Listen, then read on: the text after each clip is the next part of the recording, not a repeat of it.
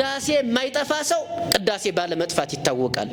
ማህሌት የማይጠፋ ሰው ማህሌት ባለመጥፋት ይታወቃል። ቅዱስ ዮሐንስ አፈወርቅ እንደው መዝመት ከፈለክ በሌላ ላይ እንዳዘምት መጀመሪያ በራስ ላይ ዝመት ይላል። የሚገለፍጥ ሰው ይኖራል። እንደውም አንዳንድማ ልጆች ጋር ያየሁት መሀል ላይ ስልኩን ያረጉትን የመጽሐፉ መሀል ላይ ከዛስ ወላጅ መጥቶ እያነበብክ ነው ሲል አዎ ይልና ገብቷቸዋል። እግዚአብሔር ፍሬ የሚፈልገው ከመዝሙሩ ነው። እግዚአብሔር ፍሬ የሚፈልግ ሰባኪውን ከስብከቱ ነው ፍሬ የሚፈልግበት እግዚአብሔር። ባህታዊውን ከትህርምቱ ነው፣ ከጾም ከጸሎቱ ነው። እናማት በስመ አብ ወወልድ ወመንፈስ ቅዱስ አሐዱ አምላክ አሜን። በክርስቶስ ክርስቲያን በወልድ ውሉድ በመንፈስ ቅዱስ መንፈሳውያን የተሰኛችሁ በጥምቀት የከበራችሁ በወንጌል ያመናችሁ ያያሉ የልዑል እግዚአብሔር ቤተሰቦች የእመቤታችን የንጽሕተ ንጹሐን የቅድስተ ቅዱሳን የአስራት የበኩራት የመስቀል ስጦታ የአደራ ልጆች የጻድቃን የሰማዕታት የደናግል የመነኮሳት ወዳጆች ለእኔና ለእናንተ እንደሚገባን መጠን በያያሉ በልዑል እግዚአብሔር ፍጹም ፍቅርና ሰላምታ እንደምን ዋላችሁ? እንደምን አመሻችሁ? እንደምን ለዚች ለተቀደሰች ጊዜና ሰዓትስ በሰላም አደረሳችሁ? አሜን። እግዚአብሔር ይመስገን ብለን እግዚአብሔር እንድናመሰግን አንደበታችን የከፈተ ልዑለ ባሕሪ ምሉእ በኩሉ የሆነው አምላካችን ከምስራቅ እስከ ምዕራብ ከሰሜን እስከ ደቡብ ከአጽናፈ ዓለም እስከ አጽናፈ ዓለም ከምድር እስከ አርያም ዛሬም ዘወትርም የከበረና የተመሰገነ ይሁን። እንኳን አደረሳችሁ። እሺ፣ ለሚኖረን ጊዜ የምንማማርበት የዕለቱ የትምህርታችን ርዕስ የሚሆነው መንፈሳዊ ቤት ለመሆን ተሰሩ በሚል ኃይለ ቃል እንነጋገራለን። ስለ ቃሉ ጌታችን አምላካችን መድኃኒታችን ኢየሱስ ክርስቶስ በልቦና መታሰቡ፣ በቅዱሳት መጻሕፍት መዘገቡ፣ በቃላት መነገሩ፣ በሕሊና መዘከሩ፣ ለጌትነቱ ስግደት ለስም አጠራሩ ክብርና ምስጋና ይግባው። መንፈሳዊ ቤት ለመሆን ተሰሩ በሉ እስኪ። የሐዋርያው የቅዱስ ጴጥሮስ መልእክት አንደኛ ጴጥሮስ ምዕራፍ 2 ቁጥር 5 ላይ የተጻፈ ኃይለ ቃል ነው። ሊቀ ሐዋርያት ቅዱስ ጴጥሮስ በመልእክቱ አንደኛ ጴጥሮስ ምዕራፍ 2 ቁጥር 5 ላይ መንፈሳዊ ቤት ለመሆን ተሰሩ ይላል። መንፈሳዊ ቤት ብቻ ሳይሆን ቤቱ መንፈሳዊ ቤት ነው። ለምሳሌ መንፈሳዊ ቤት እንደዚህ ብታዩት አይተን እናውቃለን አይደል? አማኝ የሚገባበት ነው። መንፈሳዊ ነገር መንፈሳዊ ነውያት ያሉበት ነው ማለት ነው። መንፈሳዊ ቤት የሚባለው ስንገባ የማህሌት እቃዎች አሉ፣ የመቅደስ እቃዎች አሉ አይደለ? ስለዚህ ነዋያቱ በራሱ መንፈሳዊያን ናቸው። ቦታው በራሱ መንፈሳዊ ነው። ሰዎቹ በራሱ መንፈሳዊያን ናቸው ማለት ነው። ለምን? ያንን ቦታ መንፈሳዊ ቦታ እንዲሆን ያደረገው እግዚአብሔር ነው። ስለዚህ ሰዎች ደግሞ ከልለው በጸሎት በሱባኤ መንፈሳዊ ያደርገውታል። ለምን? ሰው ቦታን መንፈሳዊ ማድረግ ይችላል። መንፈሳዊ ሰው ቦታን መንፈሳዊ ማድረግ ይችላል፣ መቀደስ ይችላል። ቦታ ደግሞ ሰውን ይቀድሰዋል። ሰብ ይቀድሰው ለመካን መካን ይቀድሰው ለሰብ ይላሉ አባቶቻችን። ስለዚህ መንፈሳዊ ሰው የሚባለው እንዴት ነው ከተባለ ወደዛ ጉዳይ ነው የምንመጣው። ሲጀመር 3 አይነት ሰው አለ። ፍጥረታዊ ሰው አለ፣ ስጋዊ ሰው አለ፣ መንፈሳዊ ሰው አለ። ፍጥረታዊ ሰው ዝም ብሎ እንዲሁ እንደውም ለፍጥረታዊ ሰው መንፈሳዊ ነገር ምኑም አይደለም፣ እንደ ሞኝነት ይቆጥረዋል ይላል ቅዱስ ጳውሎስ። አንደኛ ቆሮንቶስ ምዕራፍ 2 ቁጥር 15 ላይ ያስቀምጦታል። አንደኛ ቆሮንቶስ ምዕራፍ 2 ቁጥር 15 ላይ ምን ይላል? መንፈሳዊ ሰው ግን ሁሉን ይመረምራል፣ እሱ ግን በማንም አይመረመርም ይላል። እኮ መንፈሳዊ ለመሆን እኛ የእግዚአብሔር ቅርንጫፎች ነን፣ ይታወቃል። ከእግዚአብሔር ነው የምንማረው ሁሉን ነገር። ራሱ እግዚአብሔር አለት ተብሏል፣ ድንጋይ ተብሏል። እነሆ የማዕዘኑን ራስ ድንጋይ የጸናውን ድንጋይ በጽዮን ለመሰረት አስቀምጣለሁ ተብሎ በቅዱስ ዳዊት መዝሙር 118 ቁጥር 22 ላይ የተጻፈ ኃይለ ቃል ታገኛላችሁ። ከዛ በኋላ ወንጌላውያን ይተባበራሉ። 3ቱም ወንጌላውያን ይሄንን ጽፈውታል። እሱ ድንጋይ አለት ተብሏል ማለት ነው። የጸና አለት ያውም ደግሞ የማዕዘን የሚታሰርበት ቢም የምንለው ማለት ነው አይደለ? ስለዚህ ሁለቱን የሚያገናኝ ሕዝብና አሕዛብን፣ ነፍስና ስጋን፣ ሰማይና ምድርን፣ ነፍስና ስጋን ይሄንን አንድ ያደረገ ነው። ልክ የእሑድ ውዳሴ ማርያም ላይ ወኮነ ሐራቄ ለአዲስ ኪዳን በወይዘ ደሙ ቅዱስ አንጾሙ ለማይምናን ወለሕዝብ ንጹሐን ይላል። ከራሱ ጋር አስታረቀን በአዲስ ኪዳን ደሙ ፈሳሽነት ተብሎ እንደተጻፈ ማለት ነው። ስለዚህ እሱ አለት ከተባለ እሱ ድንጋይ ከተባለ እኛ አለቶች ነን ማለት ነው። እኛ ድንጋዮች ነን ማለት ነው። የማንነዋወጽ ድንጋዮች እንደው ምክንያቱም ቤት መንፈሳዊ ቤት ለመሆን ተሰሩ አይደል ሐሳቡ። አሸዋ ነው ቤት የሆነው፣ ድንጋይ ነው ቤት የሆነው። ያ ድንጋይ ቤት ለመሆን ያ አሸዋ ቤት ለመሆን መጀመሪያ ከወንዝ መውጣት መቻል አለበት። ታውቃላችሁ? ከወንዝ ያልወጣ አሸዋ፣ ከወንዝ ያልወጣ ድንጋይ ቤት መሆን አይችልም። ቤት የሚሆን ድንጋይ ስንቴ እንደሚለዘብ፣ ስንቴ እንደሚጠረብ፣ ስንቴ ባለሙያ ጠቢብ እንደሚያየው እናውቃለን ማለት ነው። ወንጌላውያን ተባብረውበታል። የቅዱስ ማቴዎስ ወንጌል ምዕራፍ 12 ላይ ሶስቱም ወንጌላውያን ጽፈውታል። ስለዚህ ድንጋይ እዛ ድንጋይ ላይ የወደቀ ይሰበራል፣ ድንጋዩ ራሱ የወደቀበት ደግሞ ይሰበራል፣ ያውም ደግሞ ይፈጫል ተብሎ ተጽፏል። ትንቢተ ኢሳይያስ ምዕራፍ 28 ቁጥር 16 ላይ ስለዚህ ድንጋይ ተጽፏል ማለት ነው። ሶስቱም ወንጌላውያን በዚህ ሐሳብ ላይ ይተባበራሉ። ስለዚህ እኛ አለት ነን ማለት ነው። ስለ ድንጋይ ጥቂት አወራን፣ ስለ አለት ጥቂት አወራን። ስለዚህ እሱ አለት ከተባለ እኛም ደግሞ አለቶች ነን ማለት ነው፣ ድንጋዮች ነን ማለት ነው። እንዴ በመጽናት ይታወቅ የለ ድንጋይ እኮ። ይሄ ሰንበት ትምህርት ቤት ሲመሰረት የነበሩ ልጆች የነበሩ ይኖራሉ፣ ትልልቆች የነበሩ ይኖራሉ፣ አረፍተ ዘመን የገታቸው ይኖራሉ። አያችሁ፣ ቀላል መስሏችኋል ማለት ነው። 20 ዓመት ሞላው እንዴ ስትሉ 20 ዓመት ሞላኝ እንዴ ትላላችሁ ማለት ነው አይደለም? አያችሁ። ከዛ በኋላ እየገሰገሰ የሱ እድሜ እየገሰገሰ ሲሄድ የኛም እድሜ እየገሰገሰ ይሄዳል ማለት ነው። እዛ በኋላ ለማሳያ እንዲሆኑ ተብለው ትልልቅ ሰዎች እዚህ ጋር ይቀመጣሉ ማለት ነው። እንዳውም 50 ዓመት ያስቆጠሩ 60 ዓመት ያስቆጠሩ ሌሎች ሰንበት ትምህርት ቤቶች ሲከበሩ እናያለን። በክብረ በዓል አርአያ ምሳሌ የሚሆኑ ልብሰ ስብሐት ለብሰው በቃ ከፈለገ ዶክመንተሪ ሊሰራ ይችላል። የዛሬ ምናምን ዓመት እንደዚህ ነበርኩኝ፣ ልጅ ነበርኩኝ፣ ደቂቅ ነበርኩኝ፣ ታዳጊ ነበርኩኝ፣ ወጣት ነበርኩኝ ተብሎ እድሜ እንደዛ ነው የሚሄደው። ታውቃላችሁ? ለዛ ነው ሽማግሌዎች ምን ይላሉ? እነሆ ወጣትነትን ባገኘሁትና እርጅናን እንዴት እንዳደረገኝ በነገርኩት ይላሉ አይደለ? የሰው እድሜው እንደሚታወቀው 4 ክልሎች አሉት አይደለ? ከ1 እስከ 20 ያለው የነፋስ ዘመን ይባላል። ነፋስ ሁሉ ነገሩ ነው የሚንቀሳቀስ። ሕፃን ልጅ አይታችሁታል? አስተኝታችሁ ስታዩት በጣም ሕፃን ልጅ ሁሉ ነገሩ ይርበተበታል፣ ይንቀሳቀሳል ሁሉ ነገሩ። ስለዚህ ብር ትር የሚባልበት ያ የእሳት የነፋስ ዘመን ነው።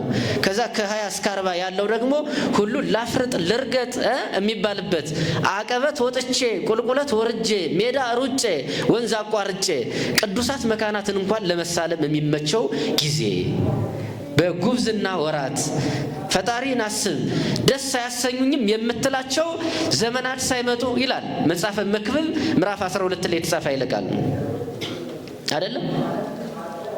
ደስ አያሰኙኝም የምትላቸው ዘመናት ሳይመጡ ልብስ ሌላ ሰው ሳያለብስ ይላል። በቃ ልብሱ አይስተካከልም፣ ወሬ ተሎ አይጨርስም አይደለ? ሰው እድሜው ከሄደ ይታወቃል። አይ ይሄ ሰው አርጅቶ ይባላል። በቃ ሰው እስኪጠላ ድረስ እድሜ አይስጥ የሚባለው ለዚህ ነው። ልብስ ሌላ ሰው ሳያለብስ አንተ ልብስን አስተካክለ መልበስ አትችልም። ደግሞ ደስ አያሰኙኝም የምትላቸው ዘመናት ብቻ አይደለም፣ ደስ ወደማያሰኝ ቦታ ይወስድሃል። በቃ እንደውም በሱ ፍቃድ ነው የሚሆነው። ታውቃላችሁ? ያ ሰው አዘኑ፣ አይ እኔ አሁን ነው የፈለኩት ማለት አንችልም። አይ አሁን ከሆነ የፈለክ ሂድ ይልሃል። ልክ ሲስተም የለም አሁን እንዲህ ነው ብለው እንደሚያንከራትቱን ማለት ነው። ታውቃላ? እድሜ እንኳን እንደዛ ያደርጋል ማለት ነው። አያችሁ? ልብስ አልብሰኝ እባክህ ስትሉት አይ ቆይ ትንሽ በኋላ ነው ማለብስ ይል። እኛ አሁን ነው መልበስ የፈለግነው። ስለዚህ ጸባይ መግዛት ግድ ይላል ማለት ነው። ታውቃላችሁ? እንዳውም ግድ ይላል እንኳን እድሜ ሄዶ ማለት ነው። አማራጭ የለንም። ከ40 እስከ 60 ያለው ምንድን ነው? የህዋ ዘመን ነው። ሰው ለኃላፊነት የሚበቃበት፣ ጸጉሩ መቀየር የሚጀምርበት፣ ቆዳው የሚቀየርበት አይደለም? በቃ ምራቅ የሚዋጥበት ነው እሱ። በቃ የህዋ ዘመን ነው ይሄ። ነገሮችን ማሰብ የሚችልበት። ከዛ ከ60 እስከ 80 ያለው የአፈር ዘመን ነው። ሲቀመጥ ሰው ነው የሚያስቀምጠው፣ ሲነሳ ሰው ነው የሚያስነሳው። በቃ እንዳው ግድ የለም ልቀቁኝ፣ ቀኝንም ግራዬንም ልቀቁኝና መሬቱን ይዤ ብቀመጥ ይሻለኛል፣ መሬቱን ይዤ ብነሳ ይሻለኛል።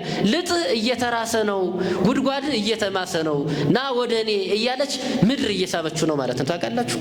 ያዘ በቃ ጸጉሬ ነው የሚያድግ ጥፍሬ ነው የሚያድግ ምን እኔ በላው አልበላው ይላሉ በዛ ዘመን የደረሱ ሰዎች። ስለዚህ ከ60 እስከ 80 ያለው ይሄ ነው ማለት ነው። እምቢ እንኳን ብለን ብንሸፍነው እምቢ ብሎ ይወጣል። ታውቃላችሁ ሕፃን ልጅ በገጠሩ አስተዳደግ ቆይ እንግዳው እስኪሄድ ውጭ ቆይ ምናምን ስትሉ እንግዳው ሄደ እያለ አስሬ ሄድክ እንደማ ይጠይቃል ማለት ነው። በቃ እምቢ ብሎ ብቅ ይላል ማለት ነው። ብንደብቀው ማለት ነው ብንደብቀው ደበቁኝ እያለ ይፋ ይወጣል እሱ ራሱ። አያችሁ። ስለዚህ መንፈሳዊ ቤት ለመሆን መጽናት ነው ማለት ነው አንዱ። አሁን መንፈሳዊ ቤት ለመሆን መንፈሳዊ ለመሆን ስለ መንፈሳዊነት አንነጋገርም። ላመነ ለተጠመቀ ሚስጥራትን ለሚፈጽም ለሚፈጸምለት ሰው ከዛ በኋላ መንፈሳዊ ስራ ለሚሰራ ሰው ወደዛ መንፈሳዊ እንዲህ ብለን የኋላ ትምህርት አናመጣም። እሱ ማለት ምን ማለት ነው? ያ ለጀማሪ ሰው መንፈሳዊ እንዲሆን የሚማራቸው ትምህርቶች ናቸው ማለት ነው። አንዱ የመንፈሳዊነት መገለጫ ምንድነው ከተባለ ሚስጥራትን መፈጸም አይደለም ማመን መጠመቅ ነው አይደለ? ከዛሳ በሜሮን መታተም ነው። ከዛሳ ቅዱስ ስጋውን ክቡር ደሙን መቀበል ነው አይደለ? ከዛስ መንፈሳዊ ስራ መልካም ስራ መስራት ነው።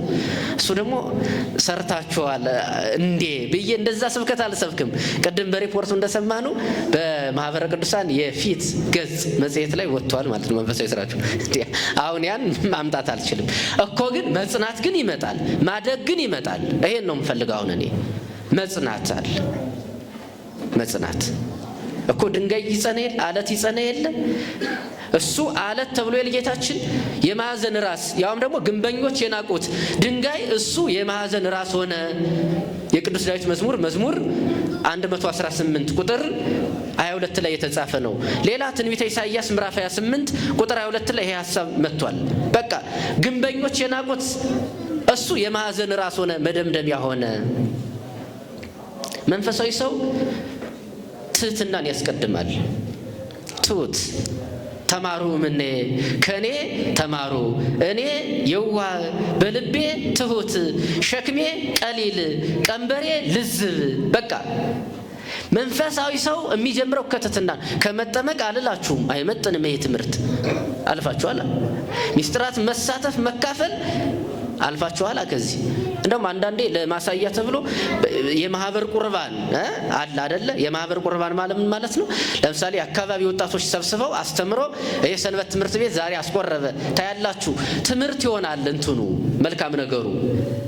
አያችሁ። ሲቀጥል ሁሌት በማህበር አይደለም የምንቆርበው እንዴ? ውስጥ ስንቆርብ ልሁካን ቀዳሽ ውስጥ ይቆርባል፣ ውጭ ይቆርባል አይደለ? እንደየደረጃው ይቆርባል። ማህበር ነው ማለት ነው። ሌላ ቦታና ሌላ ቦታ ያለችው ቤተክርስቲያን አንድ ስጋው ደሙ ነው፣ ማህበር ነው ማለት ነው። አያችሁ። ግን ትህትና ይቀድማል።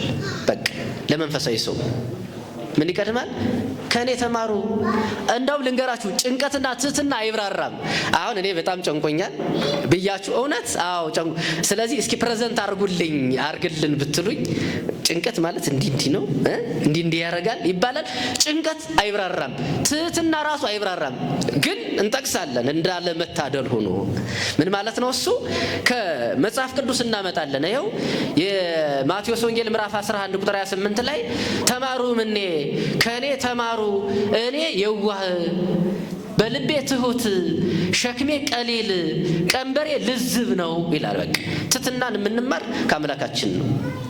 ጌታችን ቁጭ ብሎ በመምህራን መካከል ተገኝቷል። ይሄ ህዝባዊ ማዕረግ ይባላል። ታውቃላችሁ። ቁጭ ብሎ መማርን አሳይቶናል ማለት ነው። አያችሁ። ቁጭ ብሎ በመምህራን መካከል በ12 ዓመቱ እንደ አባት ግርግም ሰርቶ ተሰዶ አብሮ እሽኮኮ ብሎ የተሰደደው ቅዱስ ዮሴፍ አለ እና እኔና አባት ስንፈልግ የት ሂደህብን ነው ትላለች እመቤታችን። ከዛስ አይ አባቴ እግዚአብሔር ነው። አዎ እንደ አባት መከበር ይገባዋል። ግን ደግሞ ሌላው ሰው ወልደ ዮሴፍ እንዳይል ያስተረጉማል። ለዛም ታውቃላችሁ እነሆ በአባቴ ቤት እንደምኖር አታውቁም ምን ይላል። በየት እንደምኖር በአባቴ ቤት እንደምኖር ቁጭ ብሎ መማርን አሳየን ማለት ነው። ከዛ በበሮች መካከል እንደ አጻዌ ሆቱ ነው እንደ በር ዘጊ ሆኖ ደግሞ በበር መካከል ተገኘ ይላል። ከዛ እንዲህ ስክሮል የሚደረግ ነው መጽሐፍ ቅዱስ። አስቡት፣ የኢሳይያስን ጥቅል ሰጡት ይላል። ከዛሳ አነበበ፣ እነሆ የሰማችሁት ቃል ይላል ትንቢተ ኢሳይያስ ምዕራፍ 61 ላይ ስለ አዲስ ዓመት፣ ስለ ምስጢረ ሥጋዌ አይደለም ስለ ተዋህዶ ያስተረጉማል ይሄ። ከዛ አሁን ስለማነሳው ሐሳብ ጥቅሉን ሰጡት። የሰማችሁት ቃል በጆሮአችሁ ተፈጸመች ዛሬ፣ እነሆ ለድሆች ወንጌልን እሰብክ ዘንድ ቀብቶኛልና ይላል፣ አዋህዶኛልና ተብሎ ይተረጎማል። አያችሁ። ከዛ የቅዱስ ሉቃስ ወንጌል ምዕራፍ 4 ቁጥር 4 ላይ ደግሞ ለድሆች ወንጌልን እሰብክ ዘንድ ቀብቶኛልና ይላል፣ አዋህዶኛልና ትርጉም እንዲህ የሚዘረጋም አነበበ እንደ አንባቢ እንደ አናጉኒጢስ ማለት ነው። አያችሁት? ሶስት ማዕርግ አትሉም? ተቀምጦ መማርን ህዝባዊ ማዕርግ ይባላል። ከዛሳ በበሮች መካከል መገኘት የበር ዘጊ ማዕርግ ይባላል። ከዛስ የሰጡትን ጥቅሉን ፈታ አነበበ፣ ይሄሳ የአንባቢ ማዕርግ ይባላል። ከዛ በጣም በሚገርማችሁ ሁኔታ የዮሐንስ ወንጌል ምዕራፍ 13 ቁጥር 17 ላይ ውሃ ይዞ ቀረበ፣ ወገቡን በጨርቅ ታጠቀ፣ በኩስኩስት ውሃ ይዞ ቀረበ። ከዛሳ የቅዱሳን ሐዋርያትን እግር ሊያጥብ ሄደ፣ ተቀመጠ። አይደለ? አባ ጊዮርጊስ ዘጋስጫ ምን ይላል በመጽሐፈ ምስጢር ላይ? የሔዋን አባት ከሔዋን ሴት ልጅ ተወለደ፣ በኩስኩስት ውሃ ይዞ ቀርቦ የሐዋርያትን እግር አጠበ ካለ በኋላ እነሆ እግር የሚያጥብበትን እጅ ቅልጥም አጥንት ከዛስ ጨርቅ የሚታጠቅበትን ወገብ ከየት አገኘው ልትለኝ ነው? በእውነት እናንተ ትንሣኤ በሌለው ገደል ውስጥ ወድቃችኋል። የክህደት ገደል ተብሎ ይተረጎማል። አያችሁ፣ ወገቡን ታጠቀ፣ ስጋን ተዋህዷል። ከዛሳ ምትሃት አይደለም፣ ይሄው አጠበ፣ ዝቅ ከፍ አለ፣ ጎንበስ ቀና አለ፣ ትህትናን አስተማረ። ይሄ የንፍቅ ዲያቆን ስራ ነው። ታውቃላችሁ የማን ስራ ነው ይሄ? በቅዳሴ መካከል እግር የሚያጥብ ማን ነው? ንፍቅ ዲያቆን። ተራዳይ ዲያቆን ይሄንን ያደርጋል። የዲያቆኑን ስራ ሰራ ማለት። ሴቶች በዚህ ወጣቶች፣ ህፃናት በዚህ፣ ወንዶች በዚህ እያለ ደግሞ አስቀመጠ። ይሄ ደግሞ የሊቀ ዲያቆኑ ስራ ነው። እንደ ንፍቅ ዲያቆን እግር አጠበ፣ እንደ ሊቀ ዲያቆን ደግሞ አስተባበረ ማለት ነው። ከዛሳ ይሄን ሁሉ ማዕርግ ወደ 7 ማዕርግ አሳይቶናል፣ በትህትና ማለት ነው። አያችሁ። ከዛሳ ወአንትሙኒ ከመዝግበሩ ለቢጽክሙ፣ እኔ መምህርና ጌታ ስሆን የእናንተን እግር እንዳጠብኩኝ እናንተ ደግሞ የወንድሞቻችሁን እግር እጠቡ። እንደው ሁሌ እኔ በየርኩበት እናገራለሁ። እስኪ የባሉን እግር የሚያጥብ ተው፣ ባል የሌለህም የሌላ ሰው እግር የሚያጥብ፣ አይ ባል ስለሌለኝ እጅን አልዋጣም፣ የሌላ ሰው እግር የሚያጥብ፣ አረ ተውት፣ አይጠፋም ባል። የሚስቱን እግር የሚያጥብ ባል እስኪ እሺ፣ የባሏን እግር የምታጥብ ሴት ምን አንድ ተገኝቷል። ለበረከት እግዚአብሔር አያሳፍር። አንድ ቦታ ላይ የሚስት እግር የሚያጥብ ስል አንድ ወንድ አወጣ። ከዛ የባል እግር የምታጥብ ስል አንዲት አወጣች። ምን ቢሆኑ ጥሩ ነው? ባልና ሚስት። አይገርምም?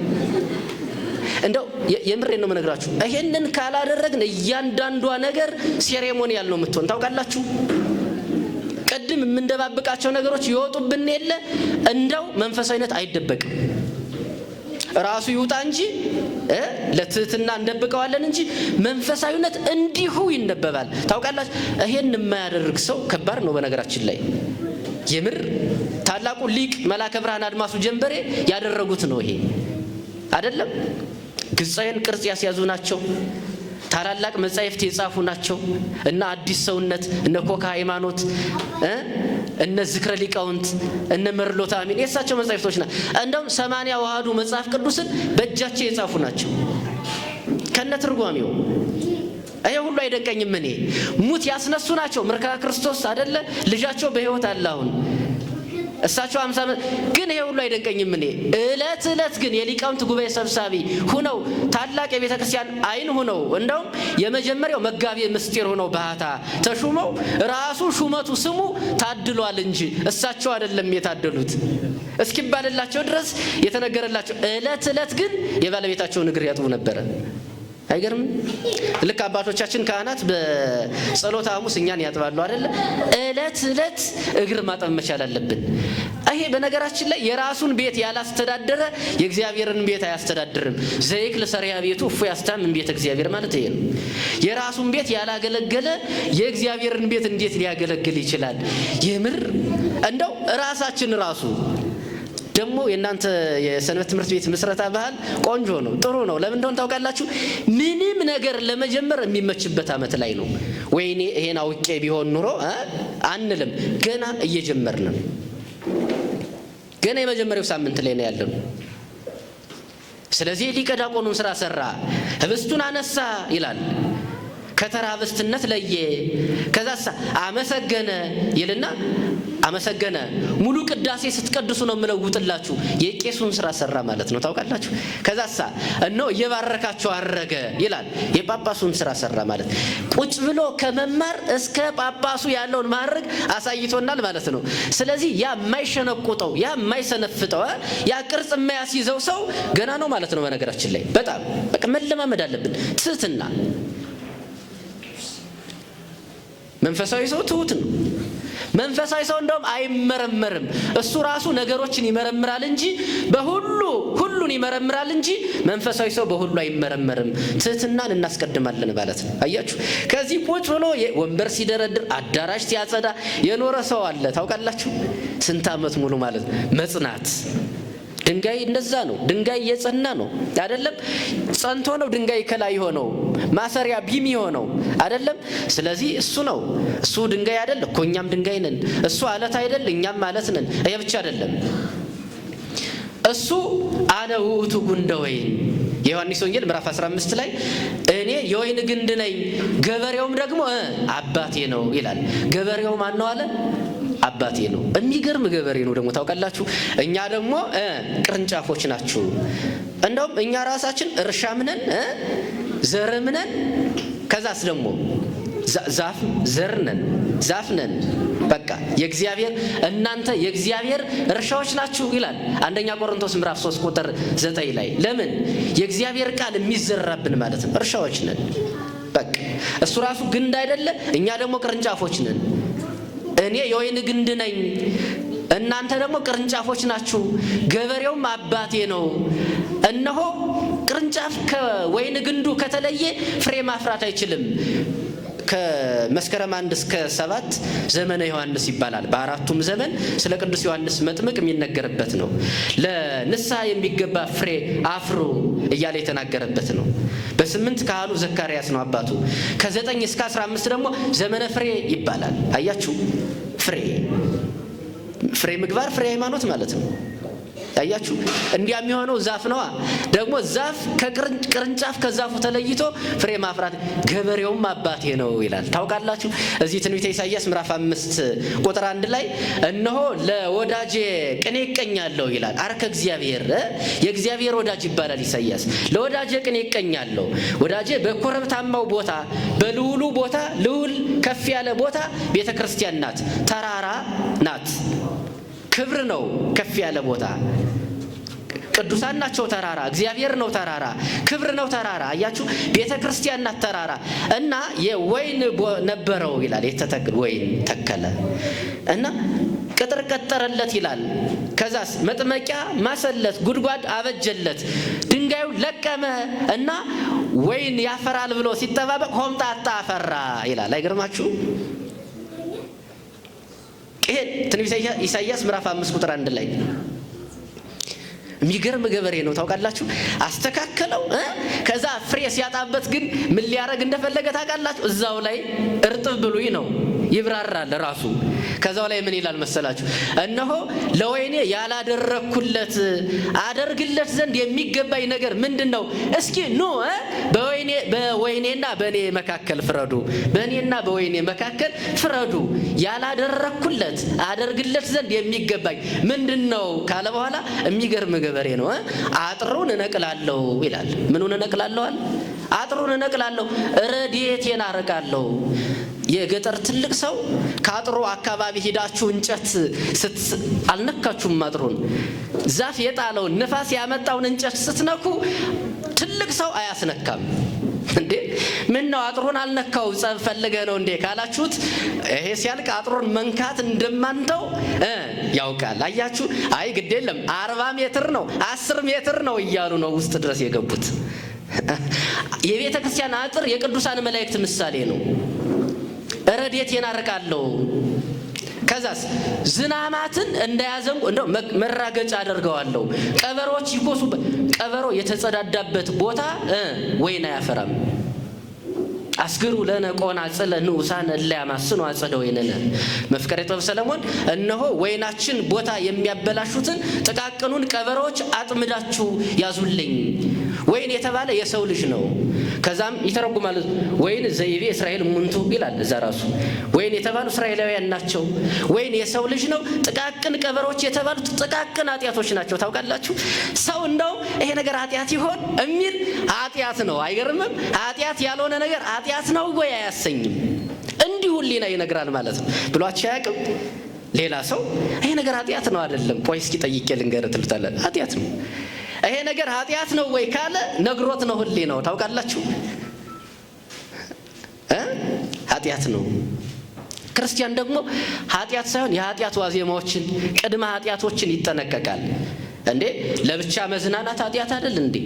እንደው አብዝቶ መብላት መጠጣት ኃጢአት አይደለም እንዴ?